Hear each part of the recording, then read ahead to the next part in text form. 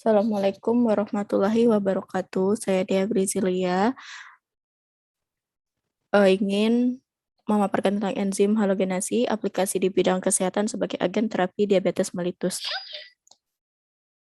Lanjut, dapat kita ketahui sebelumnya, enzim merupakan suatu zat yang bertindak sebagai katalis dalam organisme hidup, mengatur laju di mana reaksi kimia berlangsung tanpa dengan sendirinya diubah dalam proses. Nah, diabetes mellitus ini adalah penyakit gangguan metabolisme dengan bersifat kronis, dengan karakteristik hiperglikemia ditandai dengan peningkatan kadar glukosa darah dan gangguan metabolisme dari karbohidrat, protein, dan juga lemak. Diabetes mellitus termasuk dalam masalah kesehatan global yang cukup serius, dengan angka prevalensi dan mortalitas yang tinggi dan akan bertambah di masa depan. Penyakit ini merupakan penyakit metabolik kronis yang disebabkan oleh defisiensi absolut dan relatif insulin, resistensi insulin, ataupun keduanya. Penggunaan enzim sebagai agen terapi mempunyai keuntungan dibandingkan dengan obat konvensional, karena enzim mempunyai spesifitas dan anivitas tinggi terhadap targetnya sehingga mengurangi toksisitasnya. Di samping itu, kemampuan katalitiknya memungkinkan. Jadi, enzim ini dapat mengubah senyawa target menjadi produk yang diinginkan dalam waktu yang singkat sehingga memungkinkan untuk penggunaan enzim dalam jumlah yang kecil. Selanjutnya, aplikasi enzim sebagai agen terapi. Enzim ini berpotensi secara medis dapat digunakan baik secara bersamaan dengan enzim lain maupun tanpa kehadiran enzim lain dalam mengatasi penyakit tertentu.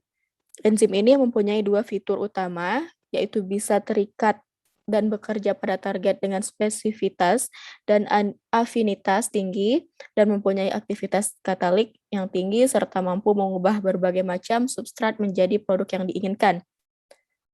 Ada 4 persyaratan. Yang pertama itu enzim harus stabil untuk memastikan enzim dapat bekerja dalam waktu tertentu selama proses pengobatan. Yang kedua, tersedia dalam bentuk terlarut sehingga memungkinkan untuk pengobatan melalui intravena, intramuskular, dan subcutaneous.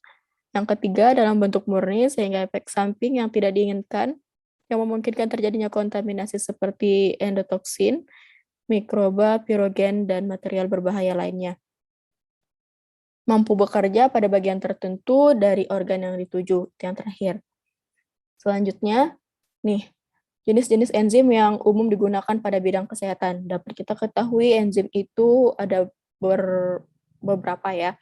Salah satunya itu adalah enzim halogenase, enzim lipase, enzim kitinase, enzim netokinase, enzim asparaginase, dan enzim lakase.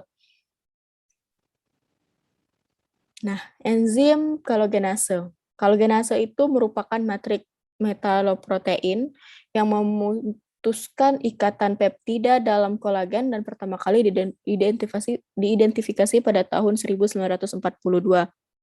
Ada beberapa tipe enzim kalogenase ini. Yang pertama, kalogenase tipe pertama dihasilkan oleh beberapa mikroorganisme seperti C, Histolycium. Organisme ini mampu memproduksi kalogenase yang dapat mendegradasi rantai polipeptida pada kolagen pada banyak sisi dan menghidrolisis kolagen pada ujung C. Yang kedua, kolagen tipe 2 adalah yang disintesis dari mamalia. Kolagenase tipe ini dapat memutus triple helix pada kolagen dari titik tertentu dan menghasilkan molekul tropokolagen. Terus berdasarkan penelitian jurnal, pada pasien diabetes mellitus, meningkatnya kadar glukosa dalam darah dan cairan gingival juga merubah lingkungan mikroflora dan menginduksi perubahan bakteri secara kualitatif. Perubahan tersebut mengarah pada penyakit periodontal barat dan dapat teramati pada pasien diabetes mellitus dengan kontrol buruk, berkaitan dengan jaringan periodontal, hiperglikemia kronik, dan meningkatkan aktivitas kolagenase dan menurunkan sintesis kolagen. Enzim kolagenase menguraikan kolagen sehingga ligamen periodontal rusak, kehilangan perlekatan jaringan periodontal dan tulang alveolar, dan gigi menjadi goyah, Jaringan periodontal akan menjadi kuat kembali bila diabetes mellitus diobati dengan baik. Emor 2015.